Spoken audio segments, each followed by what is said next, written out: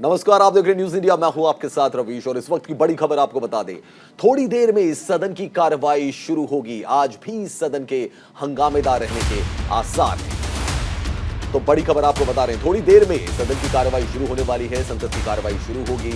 आज भी सदन में हंगामे के आसार हैं। अडानी मुद्दे को लेकर हंगामे के आसार हो सकते हैं। बड़ी खबर हम आपको बता रहे हैं।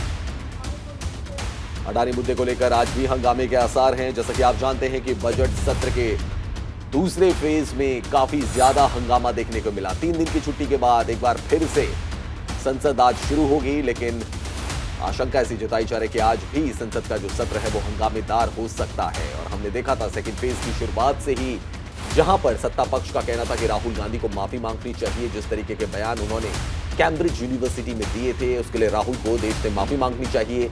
वहीं विपक्ष का साफ तौर पर यह कहना था कि अडानी के मामले पर जेपीसी की जांच होनी चाहिए, ज्वाइंट पार्लियामेंट्री कमेटी बनाई जानी चाहिए और उसके थ्रू जांच होनी चाहिए। लेकिन सरकार और विपक्ष के बीच में जिस तरीके से गतिरोध रहा, संसद का जो सत्र था, उसके जो दिन थे, उसकी कार्रवाई लगातार स्थगित होती रही। 3 दिन के बाद फिर से संसद आज शुरू होगी और आज भी ऐसे आसार हैं कि संसद का जो सत्र है वो हंगामेदार हो सकता है। सत्ता पक्ष और विपक्ष के बीच गतिरोध जो है वो देखा जा सकता है, जो कि पिछले कुछ दिनों में हमने देखा है। सत्ता पक्ष लगातार यह मांग करता रहा कि राहुल गांधी को देश में माफी मांगनी चाहिए। वहीं विपक्ष ने साफ तौर पर यह मांग रखी कि जेपीसी की थ्रू जांच होनी चाहिए अडानी मुद्दे की। पिछले दिनों हमने देखा था कि राहुल गांधी को जब सूरत की कोर्ट ने 2 साल की सजा सुनाई थी तो उनकी लोकसभा की सदस्यता भी चली गई थी। इसके बाद कांग्रेस ने काफी आक्रामक रुख अपनाया। कांग्रेस के जो नेता थे वो काले कपड़ों में नजर आए। साथ ही साथ राहुल गांधी को नोटिस भी भेज दिया गया था घर खाली करने का, और इसको लेकर भी लगातार गतिरोध जो है वो जारी है। तो आज भी सदन के हंगामेदार होने के आसार हैं। अडानी मुद्दे को लेकर हंगामे के आसार हैं। संसद की कार्रवाई थोड़ी देर में बस शुरू होने वाली है। चलिए, संसद की कार्रवाई शुरू हो गई है। 2 तस्वीरें हम आपको दिखा रहे हैं। लोकसभा की तस्वीर आप देख सकते हैं, जहां पे कि स्पीकर ओम बिरला पहुंचे हैं। दूसरी तस्वीर आप राज्यसभा की देख रहे हैं। उपराष्ट्रपति जगदीप धनखड़ वहां पे पहुंचे हैं,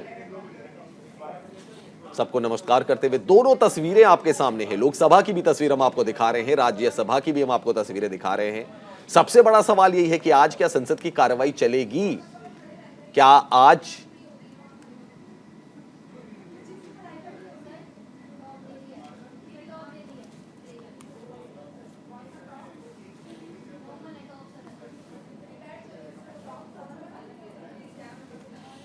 और सार्वजनिक वितरण संबंधी तथा सामान्य प्रबंधन समिति सदस्य के रूप में भी कार्य किया। इससे पहले श्री गिरीश बालचंद भापट 5 बार महाराष्ट्र विधानसभा के सदस्य रहे। उन्होंने महाराष्ट्र सरकार में कैबिनेट मंत्री के रूप में भी कार्य किया।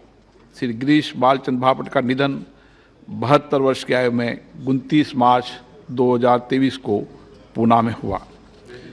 सीरो इनोसेंट केरल के चालाकुंडी संसदीय निर्वाचन क्षेत्र से 16 लोकसभा के सदस्य थे। इनोसेंट कार्मिक लोक शिकायत विधि और न्याय संबंधी समिति तथा रसायन उर्वरक समिति के सदस्य रहे। श्री इनोसेंट ने मलयालम, हिंदी, तमिल, कन्नड़ और अंग्रेजी भाषा में 750 से अधिक फिल्में की थी। श्री इनोसेंट का निधन 75 वर्ष की आयु में 26 मार्च 2023 को कोच्चि में हुआ। ये सभा हमारे सहयोगी तथा पूर्व सहयोगी के निधन पर गहरा शोक व्यक्त करती है और शोक संतप्त परिवार के प्रति हमारी गहरी संवेदना व्यक्त करती है। अब सभा दिवंगत आत्माओं में के लिए कुछ मौन रहेगी।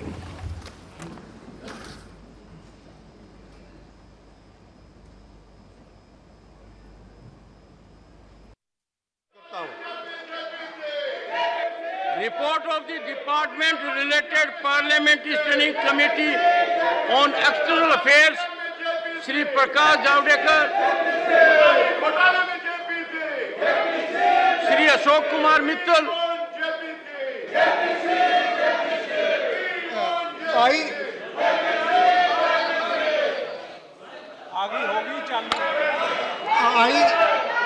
I rise to lay on table a copy in English and Hindi of the 21st report of the department-related Parliamentary Standing Committee on External Affairs, 17th Lok Sabha, on action taken by the government on the observations, recommendations contained in its 15th report on welfare of Indian diaspora policies 2 schemes. p.m. today.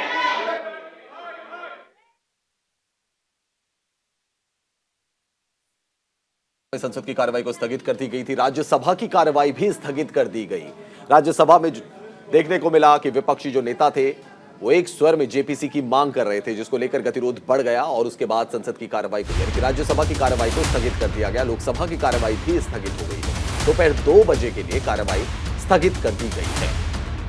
हालांकि लोकसभा की अगर बात की जाए तो वहां पे सबसे पहले मौन रखा गया, लेकिन राज्यसभा की अगर बात की जाए तो राज्यसभा में कार्रवाई शुरू होते ही गतिरोध शुरू हो गया और उसके बाद विपक्षी जो नेता थे वो चिल्लाने लगे कि जेपीसी की मांग करने लगे और उसके बाद राज्यसभा के सभापति ने भी राज्यसभा की कार्रवाई को स्थगित कर दिया। तो लोकसभा और राज्यसभा की कार्रवाई स्थगित हो गई है। राज्यसभा में जमकर हंगामा देखने को मिला और साथ ही साथ विपक्षी नेता जो थे वो लगातार जेपीसी की मांग कर रहे थे। जैसे ही कार्रवाई शुरू हुई राज्यसभा की, विपक्षी नेताओं ने जेपीसी की मांग एक बार फिर से उठा दी और उसके बाद उपराष्ट्रपति ने राज्यसभा की कार्रवाई को 2 बजे तक के लिए स्थगित कर दिया है। लोकसभा की कार्रवाई भी 2 बजे तक के लिए स्थगित कर दी गई है। लोकसभा में पहले मौन रखा गया,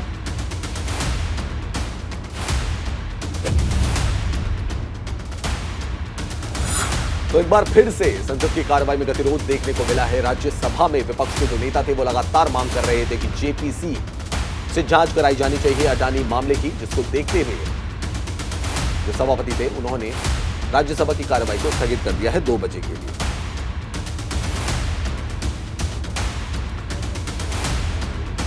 तो 3 दिन के बाद आज फिर से संसद की कार्रवाई शुरू हुई, लेकिन एक बार फिर से राज्यसभा में हंगामा देखने को मिला।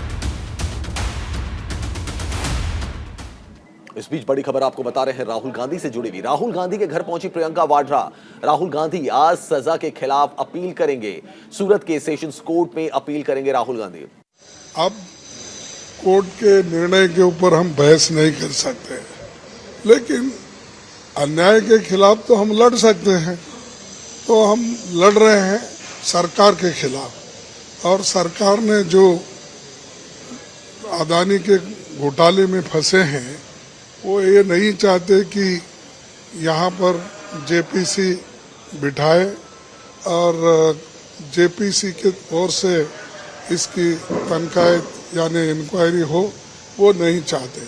उसको टालने की कोशिश कर रहे और सबसे पहले सदन नहीं चलना ये उन्होंने प्लान करके आते हैं, गड़बड़ करते हैं और सदन को बंद कर देते हैं। ये शक्ति प्रदर्शन भी कहा जा रहा है, वहाँ जिस तरह से बड़े नेता पहुँच रहे हैं, तीनों मुख्यमंत्री पहुँच रहे हैं वहाँ। देखो, ये शक्ति प्रदर्शन नहीं है। हमारे लीडर है तो लीडर के साथ खड़े होने के लिए सभी लोग जाते हैं। एक मामूली केस भी जब होता है तो आपके परिवार के लोग जाते हैं। तो ये तो पूरा एक पार्टी है और देश के लिए लड़ रहे हैं। तब जब देश के लिए लड़ रहे हैं तो हमारे लोग पूरे वहां पर पहुंचते हैं और उनके साथ उनको हिम्मत अफजाई करते हैं। और ये तो हमारे पार्टी का लोगों का निर्णय है, उन्होंने किसी को नहीं बुलाया। Thank you. मल्लिकार्जुन खड़गे को आप सुन रहे थे। कांग्रेस के अध्यक्ष मल्लिकार्जुन खड़गे कह रहे थे कि सरकार ही नहीं चाहती कि सदन चले, और आपने एक बार फिर से देखा होगा कि कांग्रेस के जितने भी राज्यसभा के सांसद थे सब काले कपड़ों में वहां नजर आ रहे थे। चलिए बढ़ते आगे। राहुल गांधी के घर पहुंची प्रियंका वाड्रा। राहुल गांधी आज सजा के खिलाफ अपील करेंगे।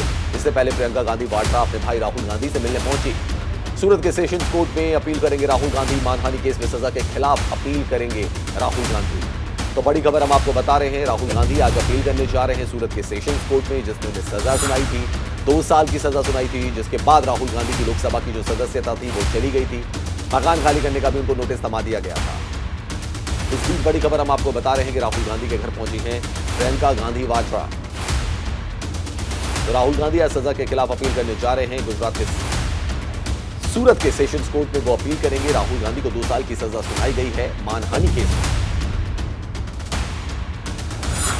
मानहानि केस में राहुल गांधी को जो सजा सुनाई गई थी उसके बाद उनकी लोकसभा की सदस्यता भी चली गई।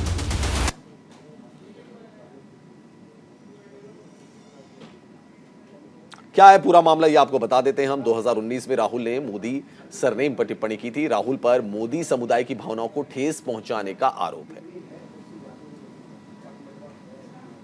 गुजरात के बीजेपी विधायक ने राहुल गांधी के खिलाफ केस जो था वो दर्ज कराया था, जिसके बाद फिर कानूनी प्रक्रिया शुरू हो गई। राहुल पर सूरत कोर्ट में मानहानि का जो मामला था वो दायर कराया था गुजरात के बीजेपी विधायक ने। उसके बाद क्या प्रोसेस हुई वो हम आपको बता रहे हैं। कोर्ट ने करीब 4 साल बाद राहुल गांधी को दोषी करार दिया। 23 मार्च को कोर्ट ने राहुल गांधी को 2 साल की सजा सुना दी थी। अब ये 23 मार्च की जो तारीख है जब राहुल गांधी को 2 साल की सजा सुनाई गई, उसके बाद उनकी लोकसभा की सदस्यता भी चली गई। यानी कि 30 दिन का टाइम दिया था सेशंस कोर्ट ने राहुल गांधी को, लेकिन 2 साल की सजा भी सुनाई थी। और ये 2 साल की सजा मानहानि के दावे में, जब मानहानि का केस किया जाता उसमें एक मैक्सिमम पनिशमेंट था, जिसके बाद राहुल गांधी की लोकसभा की सदस्यता चली गई। मोदी सरनेम मामले में राहुल गांधी को दोषी करार दिया गया था। क्या क्या हुआ? 23 मार्च को कोर्ट ने सुनाई थी 2 साल की सजा। 23 मार्च का वो दिन था जब राहुल गांधी को 2 साल की सजा सुनाई गई थी, यानी कि 11 दिन हो गए। सजा के अगले दिन राहुल की लोकसभा की सदस्यता रद्द कर दी गई थी, क्योंकि ये कहा गया था कि कानून के तहत ये प्रोसेस की गई है। राहुल गांधी, क्योंकि 2 साल की उनको सजा मिली है, इसलिए राहुल गांधी की लोकसभा की जो सदस्यता थी वो चली गई थी। कोर्ट ने राहुल गांधी को 30 दिन का समय दिया था।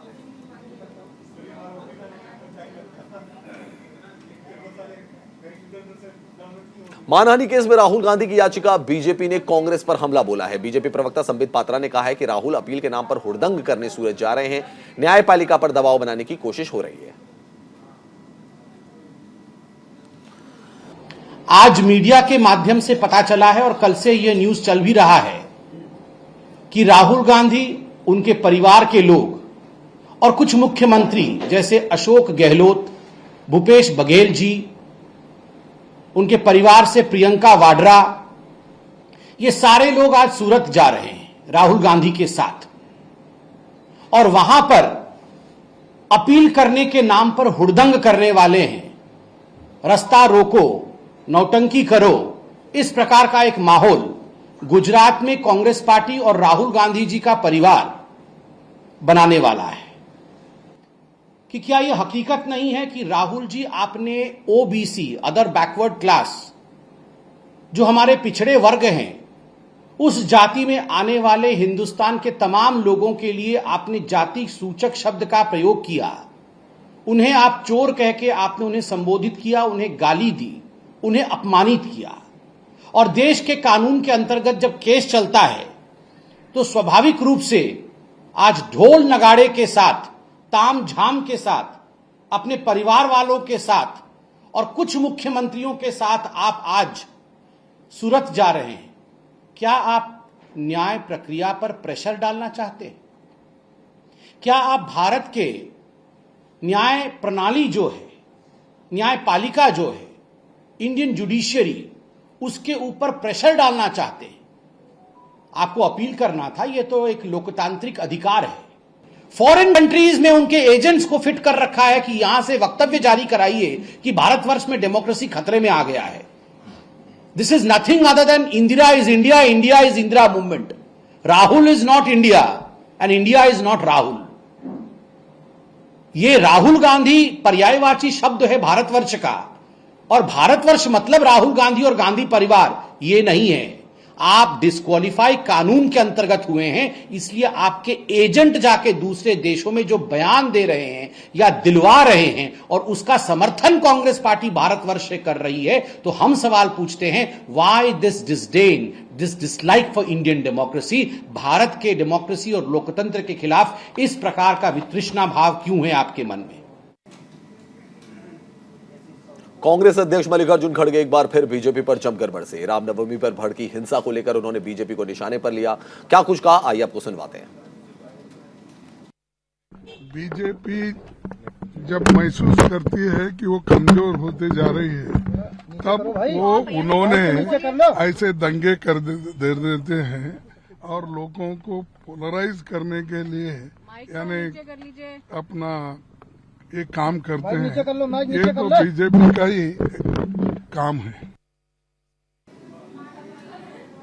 मल्लिकार्जुन खड़गे कांग्रेस के अध्यक्ष, आप उनको सुन रहे थे। उन्होंने कहा कि जब बीजेपी कमजोर होती है तो इस तरीके के दंगे जो हैं वो सामने आते हैं। चलिए बढ़ते आगे। लोकसभा राज्यसभा की जो कार्रवाई है वो स्थगित हो गई है। राज्यसभा की भी जो कार्रवाई है वो स्थगित हो गई है। लोकसभा दोपहर 2 बजे तक स्थगित रहेगी। इस बीच आपको बिहार विधानसभा लिए चलते हैं।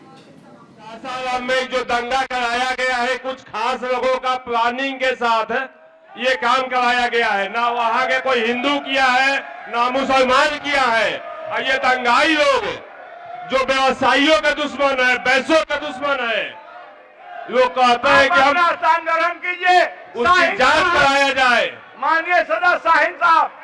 अध्यक्ष महोदय, जहां जहां भी भारतीय जनता पार्टी कमजोर पड़ती है उस राज्यों में ये दंगा कराने का काम करती है। पूरी तरह से दावे के साथ कर सकते हैं, बिहार सरकार जांच करे। जितने भी भारतीय जनता पार्टी के लोग हैं, इनसे जुड़े हुए 2-4 संगठन के लोग हैं, पूरे देश में, पूरे बिहार में लगातार दंगा कराने का काम करते हैं। हम सदन के माध्यम से मांग करते हैं कि वैसे संगठन जो समाज में नफरत फैलाते हैं, दंगा फसाद कराते हैं, उन पर प्रतिबंध लगाया जाए, उनके खिलाफ सख्त से सख्त कार्रवाई किया जाए। और भारतीय जनता पार्टी, अमित शाह जी का आगमन हुआ था, उसी के एक योजनाबद्ध तरीके से भारतीय जनता पार्टी के लोगों ने बिहार का वातावरण खराब करने का काम किया है। श्री जितेंद्र कुमार नालंदा, श्री जितेंद्र कुमार माननीय सदस्य।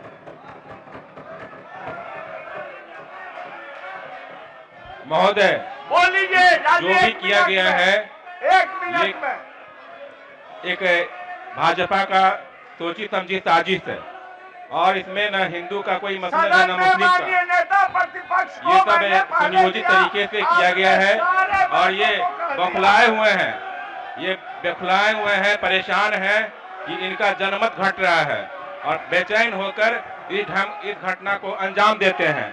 इसलिए महोदय, ऐसे दंगाइयों पर सख्त कार्रवाई की जाए। और ये बीजेपी और उनके द्वारा जो किए गए कार्य हैं, बहुत घृणित कार्य हैं। इनको विकास आदि से कोई लेना देना नहीं है। अतः महोदय, ऐसे लोगों पर, जसपाई ऐसे लोगों पर और दंगा फसाद करने पर कार्रवाई की जाए। बोलने की इजाजत नहीं दी जाएगी। आपके नेता प्रतिपक्ष को कहा गया, उन्होंने अपने पक्ष को रखा है। अब स्थान आप माननीय सदस्य बेलवाले, आप स्थान ग्रहण करें। अब सभा की कार्रवाई 2 बजे दिन तक के लिए स्थगित की जाती है।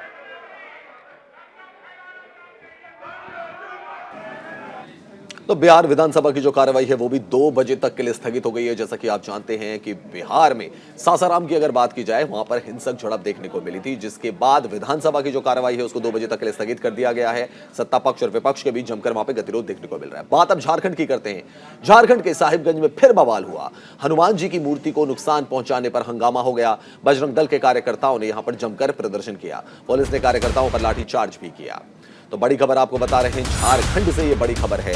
हनुमान जी की मूर्ति को नुकसान पहुंचाने पर यह हंगामा किया गया। बजरंग दल के कार्यकर्ताओं ने यहां पे प्रदर्शन किया। बजरंग दल के कार्यकर्ताओं ने यह प्रदर्शन किया। तस्वीरें भी हम आपको दिखा रहे हैं। पुलिस ने कार्यकर्ताओं पर लाठीचार्ज किया। तो झारखंड के साहिबगंज में फिर से बवाल देखने को मिला।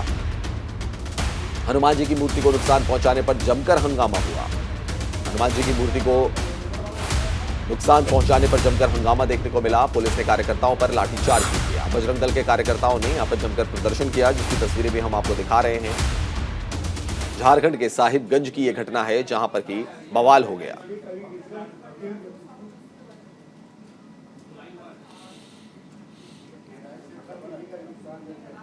पुलिस ने कार्यकर्ताओं पर लाठीचार्ज भी किया। ये तस्वीरें हम आपको दिखा रहे हैं। झारखंड के साहिबगंज में फिर से बवाल देखने को मिला है। हनुमान जी की मूर्ति को नुकसान पहुंचाने पर यहां पर हंगामा हुआ। बजरंग दल के कार्यकर्ताओं ने प्रदर्शन किया। पुलिस ने कार्यकर्ताओं पर लाठीचार्ज। जय श्री राम।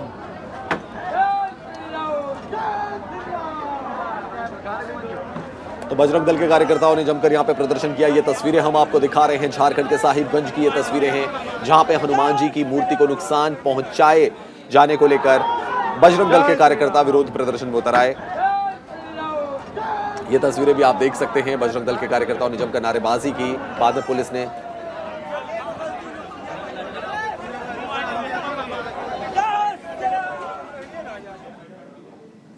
और ये तस्वीरें हम आपको दिखा रहे हैं बिहार विधानसभा के बाहर की ये तस्वीरें हैं जहां पे कि विपक्ष जो है वो प्रदर्शन कर रहा है।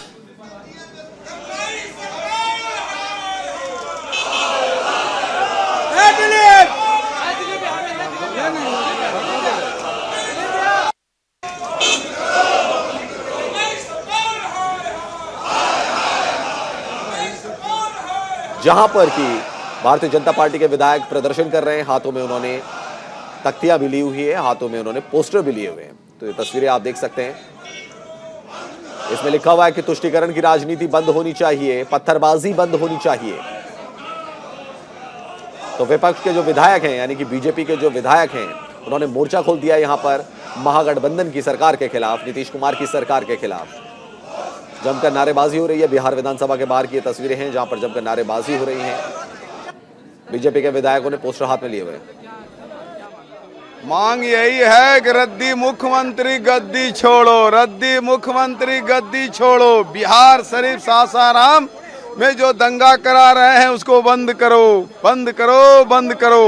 मेरा एक ही कहना है, माननीय मुख्यमंत्री महोदय जी जो हैं, ये जो दंगा करवा रहे हैं ये अच्छी बात नहीं है, भेदभाव ला रहे हैं, अच्छी बात नहीं है। आज के डेट में मान ले दंगा करवा दिए, बम ब्लास्ट हो गया, तभी ना सासाराम में मान ले आज हम लोग का कार्यक्रम नहीं हुआ, नहीं तो कितना बढ़िया कार्यक्रम होना था। लेकिन आरोप तो आप लोग को लग रहा है कि आप लोग नहीं भाई, वहाँ 144 लगा के दिया गया तो कैसे कार्यक्रम होगा। आप एक तरफ 144 लगवा रहे हैं और आप एक तरफ कुछ और कुछ बोल रहे हैं, तो दुमुहा सांप नहीं ना होना चाहिए, कहीं एक ही ना होना चाहिए। आज सदन के अंदर हमने कार्य स्थगन भी दिया कि तजिया का स्वागत हम करते हैं, और रामनवमी के शोभा यात्रा पर पत्थर क्यों। हर थाने के अंदर शांति समिति की बैठक हुई और शांति समिति की बैठक में थाना प्रभारी, डीएसपी, एसपी मिल बैठ करके सारे तय करते हैं रूट, सारी व्यवस्था बनाते हैं, फिर पत्थर क्यों बरसा। ये सरकार तुष्टीकरण की राजनीति में जो पत्थर बरसाने वाले हैं उस पर कार्रवाई नहीं करके, ये बहुसंख्यक हिंदुओं पर कार्रवाई करके उसे डराना चाहती है। आज आपके सासाराम के अंदर, बिहार शरीफ के अंदर, मुजफ्फरपुर के अंदर, भागलपुर के अंदर, गया के अंदर क्यों ये बार बार घटनाएं होती है, हर साल ये घटना होती है। सरकार क्यों नहीं पहले से अर्धसैनिक बल को लगाया, क्यों इस तरह के मामला को आग लगने तक उसको खुला छूट दे देता है। तुष्टीकरण और वोट की राजनीति में मुसलमानों को, एक पक्ष के लोगों को ये अगर जो मेहमानबाजी करा के संरक्षित करेगा तो अब यह भारत 21वीं सदी का है, तुष्टीकरण की राजनीति नहीं बर्दाश्त करेगा। सबको समान अधिकार है और समान रूप से सबका सुरक्षा की जिम्मेवारी सरकार की है। आज जिसके घर में घटना घटित होता है बिहार शरीफ में, जिसके लोग मारे जाते हैं, जिसकी दुकान लुटाती है, उन्हीं लोगों पर FIR हो रहा है, उन्हीं के लोगों को पकड़ करके जेल में बंद किया जा रहा है। उच्च पद पर बैठे हुआ एक पदाधिकारी यहाँ खोल करके अल्पसंख्यकों को संरक्षित, मदरसों को संरक्षित और खुल करके आतंकवादियों का पनाहगार उस मदरसे के अंदर होता है। हाई कोर्ट ने जब जांच का आदेश दिया, सरकार से हमने सदन में जब पूछा क्यों नहीं जवाब दिया, NIA से क्यों नहीं जांच करा रही है। आज बम बनाते हुए सासाराम में जो घायल हुए हैं कौन है। बांका में मदरसे के अंदर बम विस्फोट हुआ था, क्यों दबा दिया गया। भागलपुर नाथनगर में विस्फोट हुआ, खोल करके सरकार को पता है कि मदरसों को संरक्षित करने का ये सरकार की जिम्मेवारी है। बताए, माननीय न्यायालय ने कहा था कि मदरसों को जो गलत ढंग से मान्यता दिया है और इसके नाम पर जो घोटाला हुआ, आतंकवादियों का पनाहगार बना है। जिस मुख्यमंत्री का विशेष कृपा है, ये जांच का विषय है। सरकार की जिम्मेवारी है कि कौन भ्रष्ट पदाधिकारी इस तरह का मनोबल बढ़ाता है अपराधियों को, कौन आतंकवादियों को।